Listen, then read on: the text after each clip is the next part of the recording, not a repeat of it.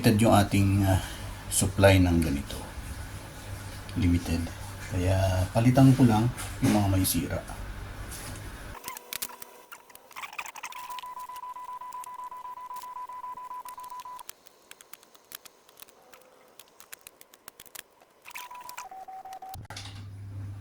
Yan.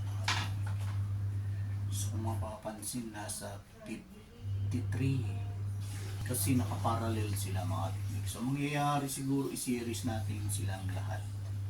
Ito yung kanyang pinaka-wire. Yan.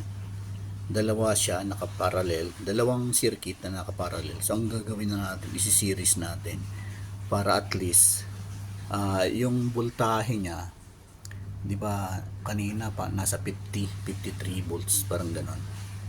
Pag sineries natin yung 53, magdodoble. So ayun, naka-series na sila. Tignan natin ngayon kung ilan na yung voltahe na ilalabas.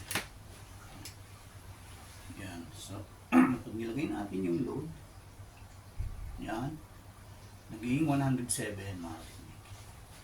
Ito yung sinasabi ko, nag-a-adjust. Ngayon, kinompensate lang natin yung output nito.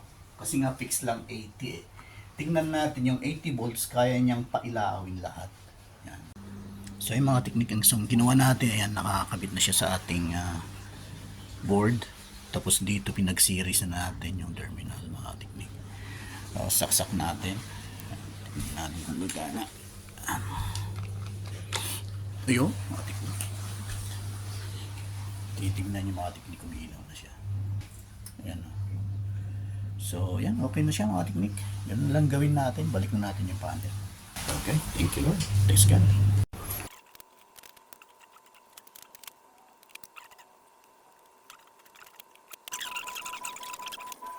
So, yan. Final testing tayo. Saksak natin mga technique. Yan mga technique. Wansa. Kita nyo. Okay na. So, yan mga technique, praise God at thanks God at naayos din siya. Yan mga technique, hanggang dito na lang tayo. Thanks God sa karunungan at kaalaman. Naka-repair naman tayo ganito ng medyo makatipid lang tayo.